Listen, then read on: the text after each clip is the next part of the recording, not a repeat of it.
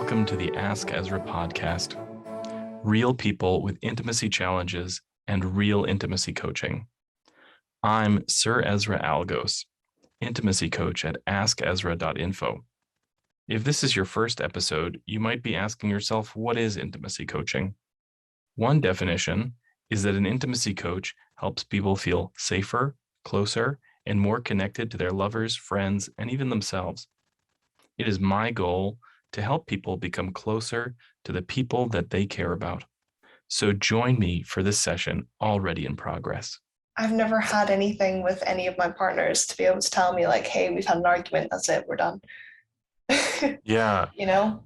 Yeah, conclusion is really important, right? Oh, that's one thing that I've definitely set through with partners is I have to have, this is now done with. Like just at the end of a discussion, an argument, or me being vulnerable or insecure or highly emotional, it's okay, we're done now. And that kind of, I never got that conclusion when I was younger. So I think that's why I'm so het up on that solid, like that solid, okay, we're done now, we're not holding grudges kind of thing. Yeah.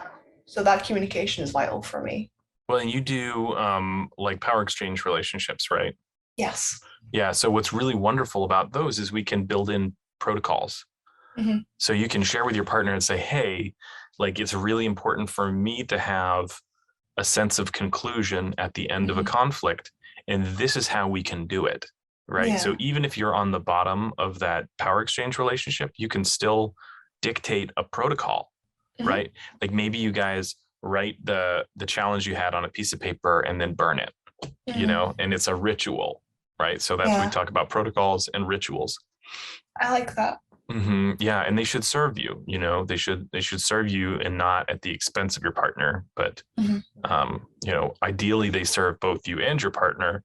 But if they're neutral for your partner and they serve you, then that's good. That's okay too.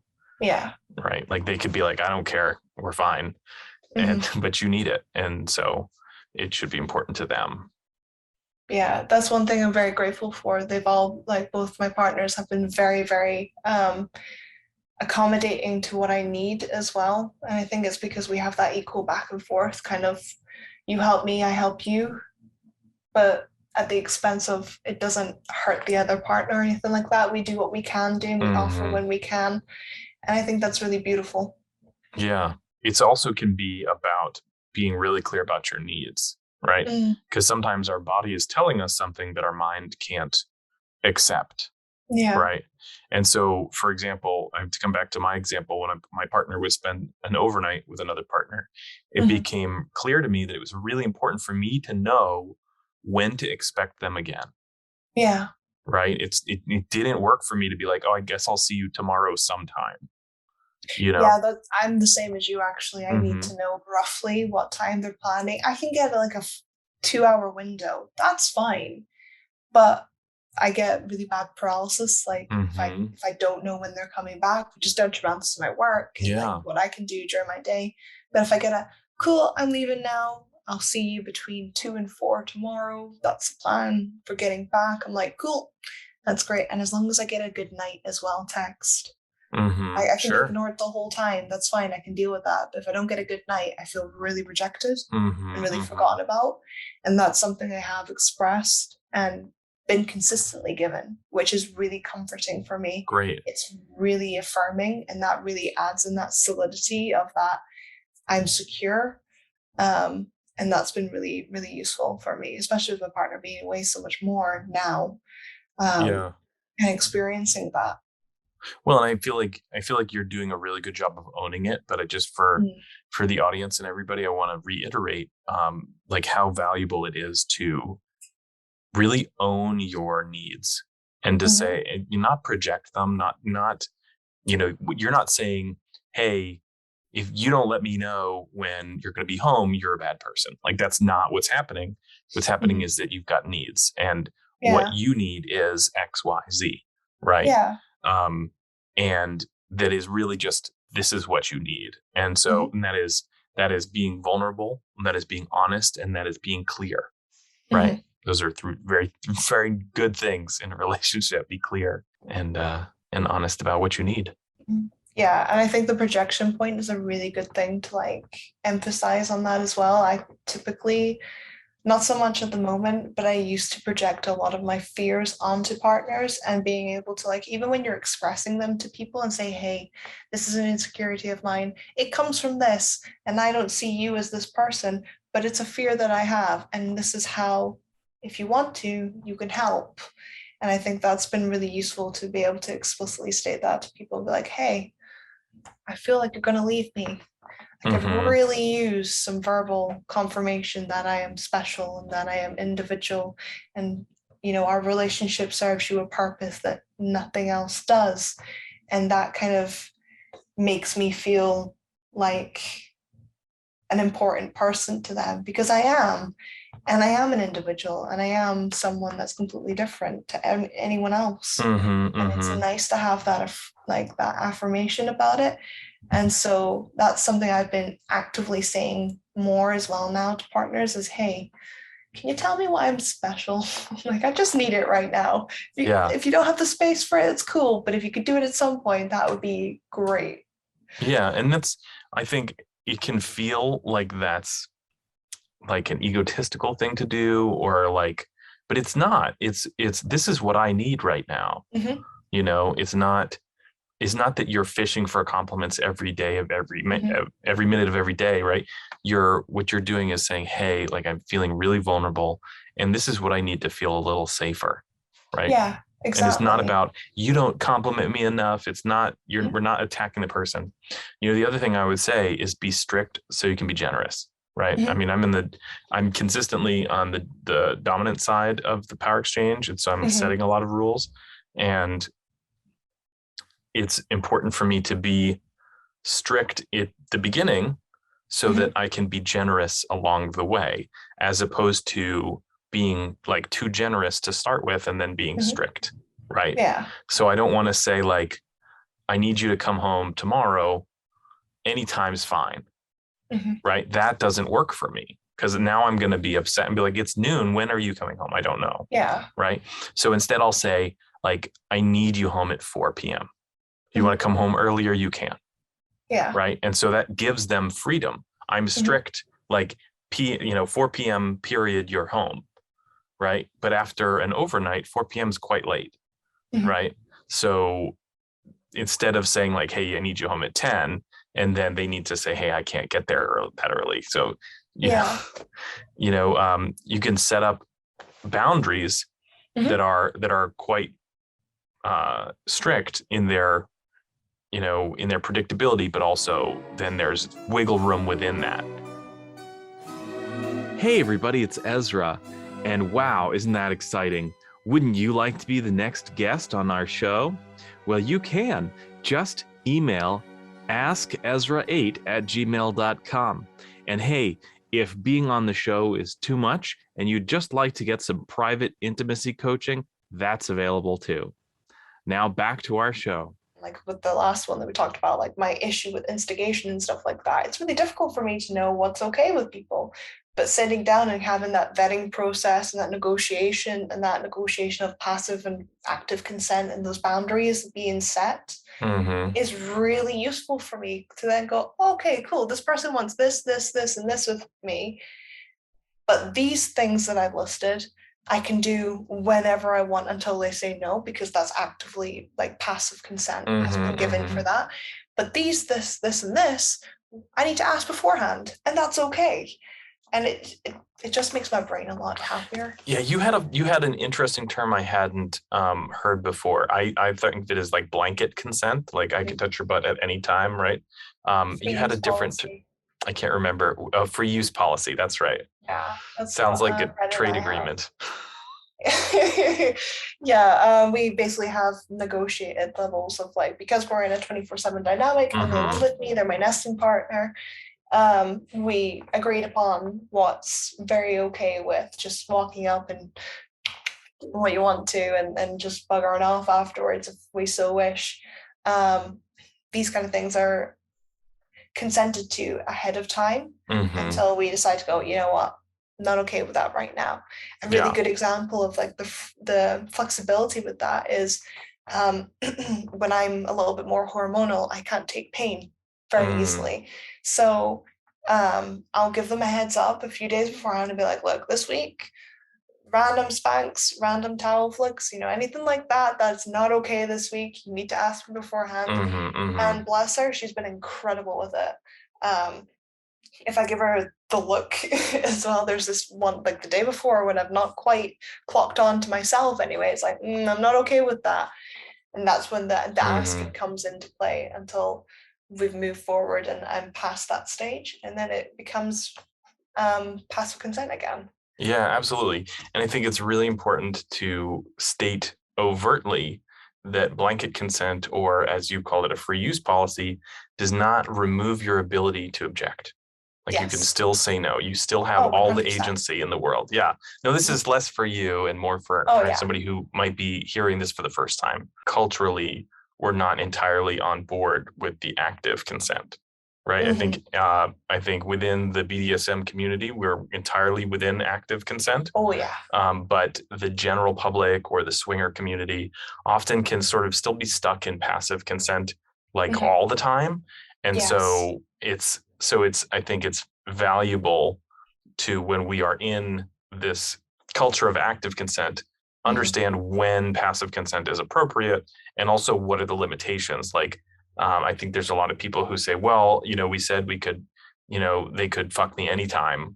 And so first I can't say no. And then the other conception is like, even if you were feeling it at the beginning and you don't want to do it in the middle, like all of a sudden something's happened and you're not into it, you can still say no. You still you reversible. Consent is reversible at any 100%. Time. Hey everybody, it's Ezra. Do some of these challenges sound like some of the things you've been dealing with? Maybe your challenges are very different, but you just love to have somebody to work on them with. Well, you're not alone on your journey. I'm here to help. So email askezra8@gmail.com or visit us at askezra.info, and maybe we can set up a session where we just focus on you. All right, back to the last component of our show. Was there anything else that was maybe FOMO? I sort of heard some fear of missing out. Is a term. Oh, yeah, FOMO. Goodness, yes. Is a heard. Yeah. So most like you see your partner having these experiences that you'd like to have, and it gives you a little bit of fear that you're missing that. Is that right? I mean, there's that, but there's also, like, for me, it's not fear that I'm missing out. I'm sad that I'm missing out on these great experiences that they're having, and I want to be able to celebrate that with them. So it's a very, it's selfish, but in like the least selfish way I could probably phrase it is, I'm upset that I can't see them happy and having a good time and enjoying these things, and I can't support them and like enjoy that moment with them. And that's realistically all I really want to do. But I'm in a triad. So when both of my partners are out and they're doing something that I'm like, I want to do that too. It's a double whammy, which is interesting. And like our triad formed naturally and very organically, which was really beautiful. But it's like, oh shit. Yeah. I want to be doing that with you too, please. But I know that they need their space and their time to foster their relationship and let it grow. Yeah, and they say absence makes the heart grow fonder. So you're really just 100%. Opportunities for more love. And I think it's important too to appreciate that you can have your compersion at the same time as being sort of jealous. Like that exists. So just because the voices saying like, oh, I want to be doing that too, are louder than the I'm really happy they're doing that. Yeah. Right. It doesn't mean that they aren't coinciding. Right. Yeah, exactly. So yeah. And maybe it's, how can you develop strategies to feel safer? Right. How can you develop strategies to feel more secure? Like maybe having plans with both of them at some later date already. So you're like, I know I'm sad now, but I know I can look forward to Tuesday and I can look forward to Sunday. There's also another thing that I picked up from one of my other partners is sending photos whilst they're out to be like, hi, I'm thinking of you. Look at us. We're having a great time. This is kind of a little bit of what we're doing. Or like maybe like a Snapchat video or something like that. So I get that little snippet. and being remembered in that time, but also getting that snippet of window of opportunity to see what's actually going on. That's really nice to get. You know, when you're sat at home, you've cooked yourself dinner, you've got a glass of wine, you're chilling out, you're reading your book, which you wouldn't get to do on your own, which is another thing that, like, you know, savoring those moments alone is really important, I think, and taking pleasure in those times and not feeling bad that you're enjoying space from your partners as well. Like that's very okay. But whilst you're sat in those moments and your phone goes off and you have a look and you see it and you get that compersion moment, you get that smile and that happy feeling, it kind of adds to the night as well. And like you said, like having plans in the future are really useful as well. And like that's kind of something that I try and do as well. But like when I'm last seeing my partner, the one that's just moved up that I don't live with, the last time I saw them, I turned around and said, "Cool, we're going ice skating next week at some point." You know, sure. I made plans to do something with them, and like it's loose plans because my calendar is so hectic at the moment. My birthday's coming up soon, so I'm like, so much to do, so much to do. But that being said, it's like, cool, now I have something that I'm looking forward to do with you specifically. And then both partners went off and they spent the night together. And like it's really lovely to do that. And then I looked up ice skating tickets and planned when that could be possible. Yeah. I mean, and another thing, like for me, I'm like very social. So if I know my partner's gonna be with somebody else, like I'll schedule a time to hang out with a friend on the phone or like go see somebody. So I'm not just brooding, right? You don't want to like, I'm gonna combat my sadness with sheer willpower. Like, you know, I could do something. Right. Yeah, I mean, that's something that I did. My partner was going down to see my other one before they moved up. And they were going to a dungeon event together. And I was like, fuck, I don't want to go to a dungeon event. I haven't done that yet. And then my phone literally went off like 30 minutes later, like, hey, there's a dungeon event tomorrow in Glasgow. Do you want to stay around at mine? I was like, hell yeah, I do. And then I got that night of independence, firstly, which is really good for my self-confidence because I usually lean on partners for that confidence and for that ability to go out and do things and socialize. Because I'm a bit of an introvert. And I didn't have them on that night. And I still enjoyed myself and I still had a good time. And I was out doing something new that I've never experienced before on my own, which was a really big kind of thing for me. And it's that pushing myself out there to do it was a really good distraction from that as well. And then they had their dungeon night the next night. So I was like, cool, I've had mine. They're having theirs. And it's kind of that nice, I don't know. It was just really nice to have that. Yeah. And I think something that's really valuable that we miss out on in monogamous culture is the space. You know, you're talking about having like space from your partner too, which is great. You don't end up so quickly being like, I can't stand this person. They breathe wrong. Right? You know? Oh my God, did you just read my mind? Like that's a thing that I've done before. You breathe wrong? With an ex. I'm like, yeah. Well, see, the thing that's a good measure of your own attitude because the breathing typically isn't changing. Right. And so if they're breathing wrong, you're just thinking wrong. Yeah, no, absolutely. But there was also this one thing that I saw recently, and someone said we need to normalize people who live together having separate bedrooms for their own space. And currently we're looking for a bigger flat. We have a 1-bedroom right now, hence why the laundry is sad in the background. Because there's no space for anything, but that means we don't have our own individual space either. One room that is mine and one room that is my partner's. Yeah. And that's not good for the psyche. So like we had a flat viewing earlier today to try and solve that and have that space apart. So even if we are in the same flat together, we don't have to sit on top of each other. Yeah. Well, and that's the thing about like being sort of strict so you can be generous, right? You've got separate beds so you can come together when you want instead of having to stay together so that when you need space, one person needs to sleep on the couch, right? Which is less organic. Yeah. It's so uncomfortable. I mean, like bad for your relationship too. yeah, exactly. Like, because the couch becomes like a punishment place or like, you know, and a place to be ostracized. It's like, yeah. And we don't intend to sleep in separate beds like at any point, but it just means we have that different space. Or you can have cute little sleepovers. You come to my bedroom tonight, or I'll come to your bedroom that's tonight. right. The Lucy and Those kind of Desi things. thing. It's just nice. So that's something I look forward to doing, and having my own space a little bit more. Yeah. Well, that's fantastic. And I think making plans with your partner, if you don't cohabitate with your partner, especially making plans with your partner when you're still seeing them, super valuable, because then, especially if you've got insecurities, it can be really nerve-wracking to be like, when are we going to make plans again? Yeah. Right. And so if you can get that done out of the way, then it's kind of easier.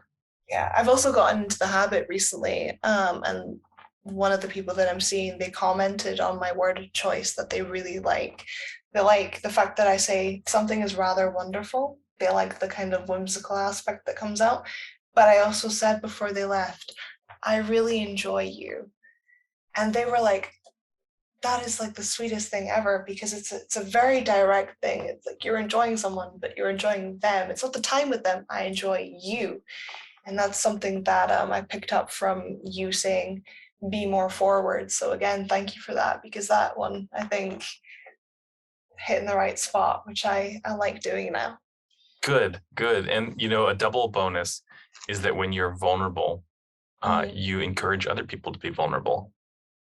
I've been realizing that a lot lately. It's been really wonderful to have. Thanks for watching the Ask Ezra podcast. If you enjoyed this episode, share it with your friends on social media. If you would like to review this episode, please do so at Apple Podcasts or wherever you get your podcasts.